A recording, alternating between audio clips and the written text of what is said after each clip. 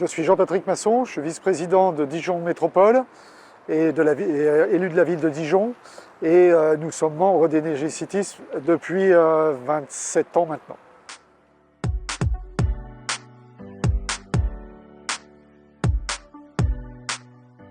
Alors pour ce qui est de notre territoire, Energy Cities nous a permis de nous intéresser dans un premier temps aux problématiques européennes, ce qui n'était pas forcément les choses qui venaient spontanément, en tous les cas dans le fonctionnement de ma collectivité.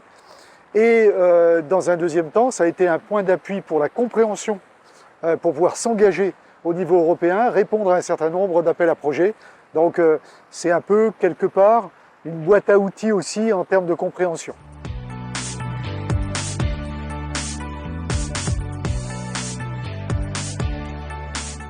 En fait, Energy Cities, en termes d'intérêt pour ce qui nous concerne, c'est essentiellement deux choses.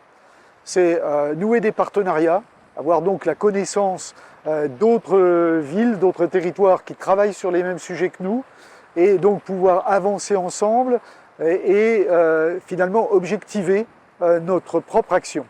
Et puis la deuxième chose, c'est avoir le contact aussi avec les institutions européennes.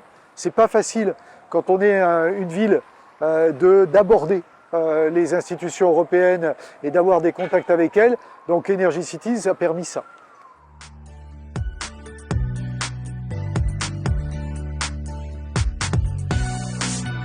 Alors dans 35 ans, d'abord je la vois neutre en carbone, parce qu'on travaille beaucoup dessus et franchement on a bien avancé et je pense qu'on avancera encore bien. Je la vois surtout au bénéfice de ses habitants, parce que finalement le travail qu'on fait nous en tant qu'élus, c'est des co-bénéfices des habitants, donc on sait qu'on va être confronté à beaucoup de problématiques pour les gens les plus pauvres, de problématiques pour les gens les plus fragiles par rapport à l'évolution climatique, par rapport aux infections qui peuvent provenir des plantes envahissantes, de la perte de biodiversité.